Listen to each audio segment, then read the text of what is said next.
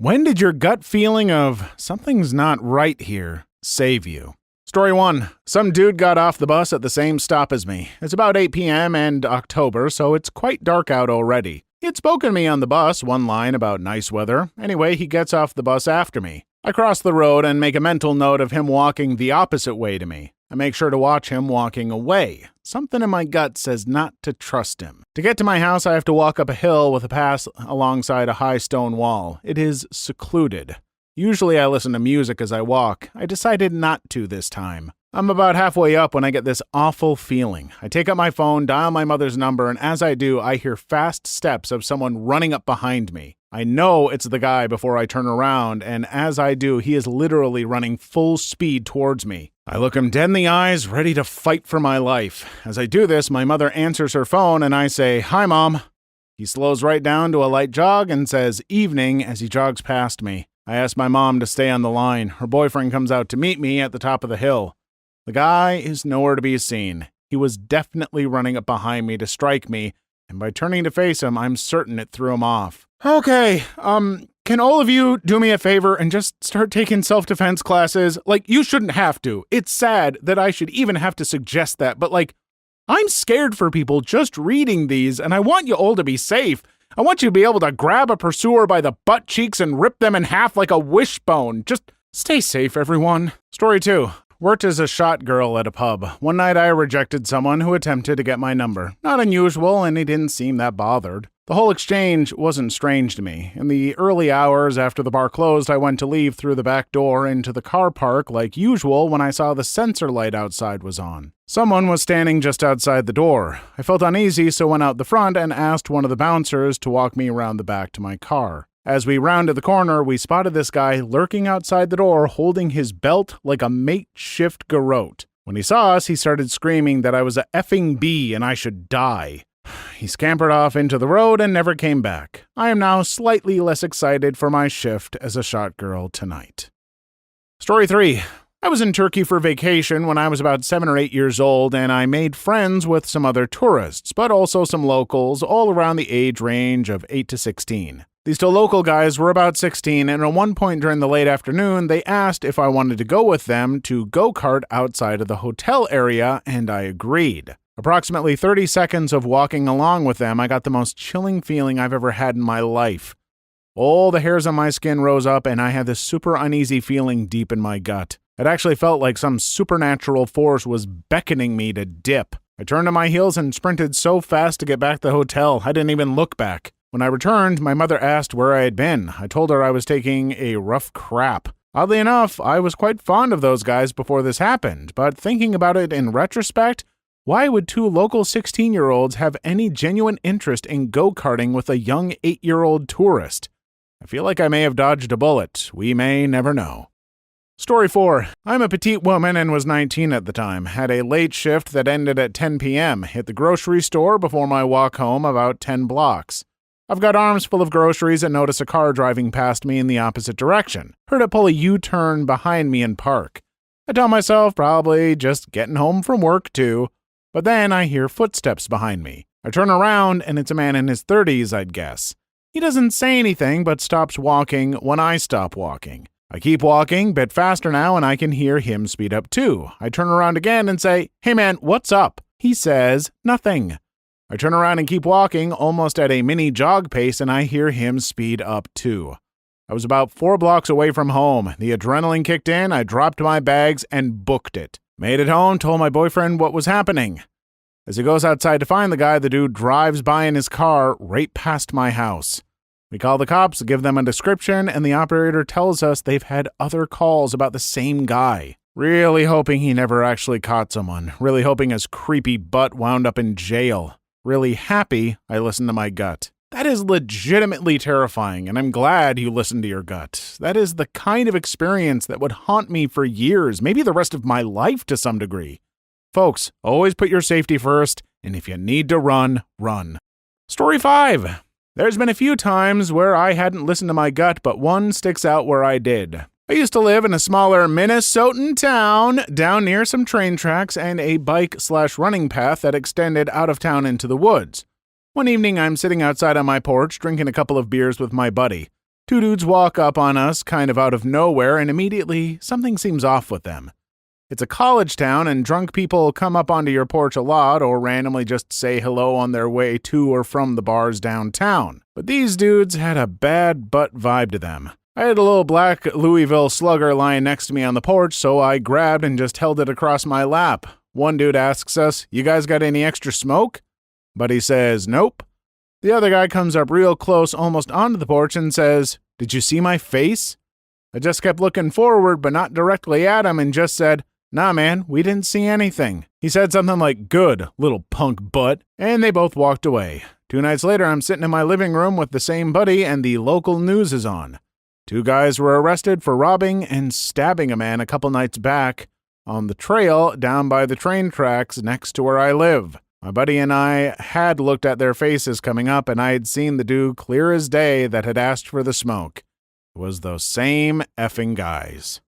Story 6. I woke up at 3 a.m. once, sitting upright in bed. I felt on alert and my heart raced when I saw that my cat was on alert too, wide awake by my feet with his ears perked up, but I didn't see or hear anything weird. Something didn't feel right and I couldn't relax, so I got up and went to the kitchen. Turned on some lights and ate food even though I wasn't that hungry. Eventually, I went back to bed. We discovered the next morning that someone had stopped while in the process of using some kind of tool to silently cut a big hole in the glass window in the living room. They were trying to break in right next to the bedroom. I think the lights I turned on scared them away. My cat was sitting and staring at our front door around 11 p.m. when I was in high school. My father went right to the front door and looked out the top window and saw my ex-boyfriend's face 5 inches from the window. Guy had been stalking me for a while. My dad threatened to blow his head off. Never saw him again. My dad didn't own a gun. Cat lived to be 21. He was one crazy semi-feral cat, but he was awesome. Story 7. Well, I was walking home. Wasn't late and I'm from a pretty safe area, but it was that time of year when it starts to get dark really early, so it felt kind of ominous. Anyway, I passed this guy in a red sweater and red tracksuit bottoms, and he looks at me funny. Maybe he's high, maybe he's drunk. Either way, something is not quite right about him. I keep going. Look behind me. He's still there. Cross the road. He crosses with me. As I turn up a corner, I sprint to my apartment complex and run into the coded gate and wait. He rocks up a minute later and stares at me through the gate. He just stares at me for a good 10 or so seconds, then runs back the way he came. Shivers. I swear, I'm not a violent person, but the more I hear about stuff like this, the more I understand people wanting to carry guns. Like, I don't know if that would really help overall. I honestly don't. That's a complicated issue I'm not qualified to speak on. I'm just saying I completely get why people would want to carry a gun in a world with scum like that. Story 8. I'm a firefighter. We got called out to a tree fire started by fallen power lines. We pull up in the truck and I'm trusting that my driver and crew leader are doing their job and have good situational awareness. We get out of the truck and we've parked next to a set of power lines, not fallen. It's a very windy night and I can see the lines swinging, so I voice my concerns to my crew leader who says it'll be fine. We get the hose out, risk of the tree fire catching onto a house outweighing potential risk of arcing, plus the line disconnected when it fell. And I'm on the branch, ready to start putting it out with 2 others near me when I get a chill. I look up and see the line swinging violently and yell, "Everyone effing move!" As the three of us sprint and dive out of the way, we hear a thwip and crack, and sure enough, the line we were under came loose and stayed connected to the power pole. If I hadn't gotten that chill, chances are we would have had 3 fried fireys. Damn, you would have become a fried fighter. Story 9. Had a friend who said we should go to this party he was invited to by a classmate of his. We ended up driving out to it. We noticed the neighborhood was not too pleasant and sketchy. We saw that the house had some lights on in the backyard, but kind of quiet for a party. I decided that we should not go since something felt really off. Friend ended up finding the classmate that invited him got robbed and threatened when he went to a party.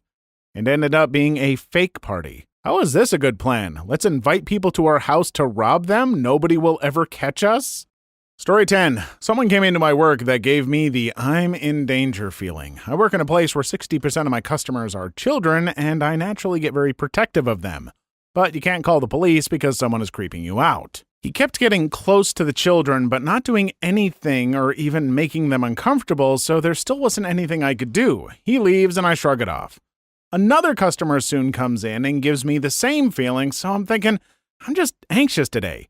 He's talking about Donkey Kong and stuff, casual conversation. Then he says, I'm best friends with Martin Bryant, the spree killer from the 1996 Port Arthur massacre who is in solitary confinement and can't even interact with whoever has to throw his food at him. So I'm getting a bit nervous now. When the first creepy guy comes in and the one I was talking to says, I know him, we went to prison together. So immediately I start having a panic attack and have to end the conversation as quickly as possible so I can contact the manager to say I need someone else to come into the store. I was there alone. And they immediately call the police. Turns out they were both registered S offenders. Neither were allowed anywhere near my work because it's too close to the CBD, and they're legally now not allowed near anywhere that could have children there. I actually recently went to court for this, waited hours to go in, and plead guilty at the very, very last second. Bastard. He was hoping you wouldn't show and he'd be released for lack of witnesses. You did not waste your time staying. Story 11. Content warning, R and drugging. Scroll forward 50 seconds to skip this story. Went to a college party and one of the guys made me feel very uncomfortable. He didn't ever do anything to me, but something seemed off. I kept dumping my shots because getting smashed seemed like a bad idea. I ended up taking a friend and leaving while he told us that we were being lame by not having more of the Grey Goose. He R'd another girl at the party that night. I had a similar experience in college. I went to a frat party in another school and just got a really bad vibe. The guy had a separate bowl of punch for girls, which wasn't that unusual in itself, although maybe it should be. And I noticed some of the girls seemed way too drunk, so I helped them get out of there, warned the other girls at the party, and called campus security on the frat. It turned out that a bunch of the girls were roofied at the party and had to be hospitalized. It all got swept under the rug, and there were no penalties for the fraternity as far as I know. Story 12. Not me, but my best friend was driving to California from Arizona with her 2-year-old for work about 5 months ago, and she stopped at a gas station and just got a weird feeling. She normally doesn't lock her car when she pumps gas, but she decided to do it. During that process, a woman came up to her and started talking all nice and whatnot. She got an uneasy feeling about it and heard a noise like someone trying to open a door. She turned around and saw the woman's husband trying to get into her car to steal her baby. She told him to get the F away from her car, and the man tried to play it off. She told them to F off and got in her car to leave. The couple got in their vehicle and followed her, tried to swerve her off the road and brake check her on the highway for a few miles. She was smart enough to call the cops. This was in Primm, Nevada, by the way, and they caught up to her and ended up arresting the couple. They'd gotten multiple reports that day of issues like that. Hey, dear couple trying to steal someone's baby, you're some genuine pieces of crap. Truly scum of the earth. Seriously, that is horrifying. Just imagine what would have happened had she not trusted her gut on that. People like that couple are the reason it is becoming harder and harder to trust strangers who act nice. You can't help but feel like they're trying to pull one over on you. Story 13. A guy dyed blue came into the hotel lobby at 1 a.m. In and of itself, not terribly unusual. Clubs get out, you see folks with body paint, foam, etc., but he just seemed off. When he came up to the counter, I took a step back, which is why his Bowie knife hit my tie and not my neck. Slammed the fire door down, called the cops. Wasn't difficult for them to find a bright blue guy who got naked for some reason after I slammed the door, running around in the snow at 1 a.m. So this is the power of Ultra Instinct. Please leave your story in the comments. I would love to make a video on them in the future. Also, don't forget to like and subscribe.